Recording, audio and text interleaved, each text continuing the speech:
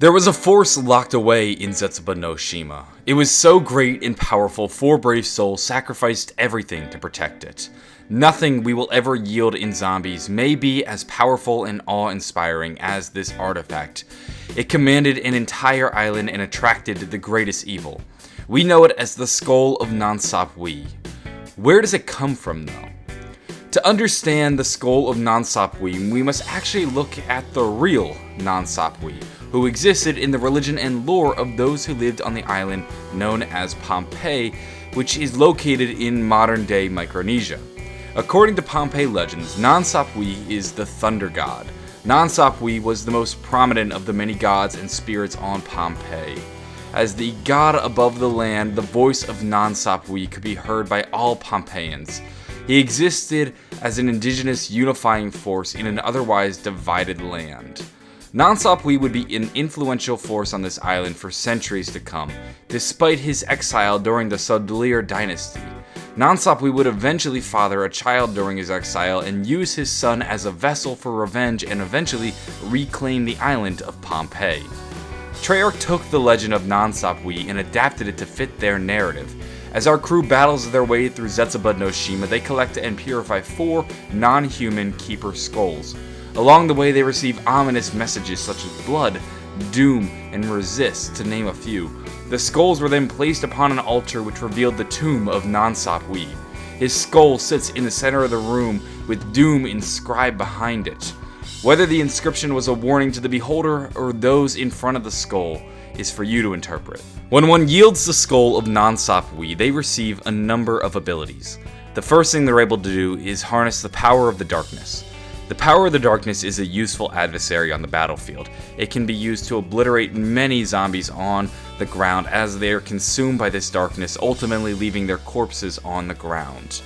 We also have the power of the light. The power of the light can be used to mesmerize the zombies, leaving them in a dazed and confused manner, but we also have the ability to control beings, and we can make them do our bidding. One of the less thought after and used abilities of the skull would be the ability to illuminate the world around us. We use it to actually discover 3 murals in the Tomb of Nan Sapwe. And these murals depict the story of Nan Sapwe and the ultimate sacrifice. In the first mural, we can see him. He's depicted like a god as he floats above his many human subjects. There's a circle around him which invokes images of Christ as if it was a halo, giving us this idea that he is the god of this island, he is the god of this people, and these people are here to worship and serve him, quite possibly using his light powers to mesmerize them as we've done to the zombies and spiders. Note that this is Treyarch's reimagining of Nan Sapwe. In their version, he is a keeper/member of the Vrilya race. This is a merging of their lore and our lore, and this is what Treyarch has done all throughout their storyline. This image, one read from right to left as keeper should be, reads, protect or keep, and then there's the word keeper. What we can interpret is that we're seeing the indigenous people of Nan Madal on the island of Pompeii, and they're worshipping their god, Nan Sapwe.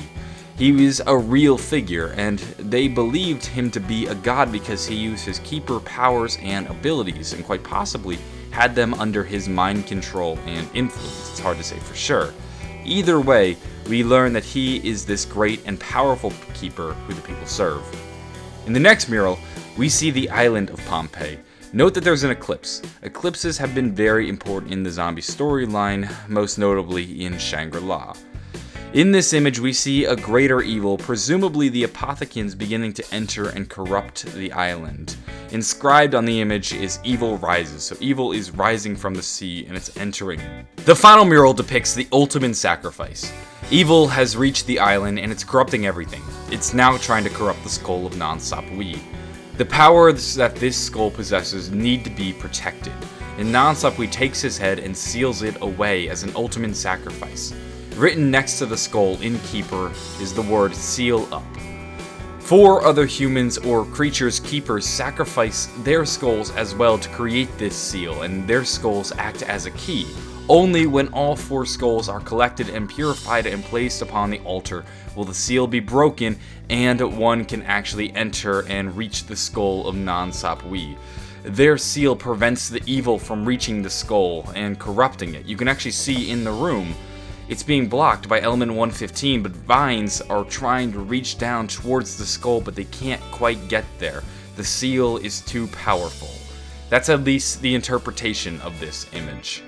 Now, when you actually look at this image, you'll also notice written on there, Innkeeper, is the word cross, move beyond, or venture. The translation is a little bit fishy, and it's also difficult to interpret in this context. Without it though, we can still derive a meaning from these murals that are in a series in this room. Ultimately, what we've learned is that Treyarch has taken the religion of Nan Madal and incorporated it into their story. This is something they've done countless times. Nan Sapwe, in our realm, is one of the great keepers. His ability to shine light and mesmerize those before him as well as destroy them is great, and this power allowed him to hold a large influence over the people of Nan Madal and ultimately be written into their religion as their god of thunder. And when great evil fell upon the island, it was the sacrifice of 4 keepers who allowed the skull of Nan Sapwe to be held safely in its tomb.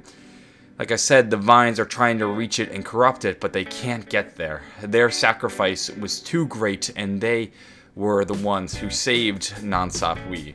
Our heroes would eventually discover the 4 skulls and use the power of Nan Sapwe to aid them in their journey as they try to defeat and banish the Apothicans to the void. That is the story of Nan Sapwe. The objects that we interact with in-game oftentimes hold a far greater significance than we may initially realize. And to understand and interpret the things we see in-game, what we need to do is look at the world around us and then apply it to what we actually see in-game. The zombie storyline is as much a story of us and the people who came before us as it is the story of our characters. If you enjoyed this video and would like to see more of it, please do subscribe for more. I'm always covering things in the zombie storyline. If you found this video interesting, I'm sure you'll find the next one interesting. I'm gonna go, have a great day, and bye.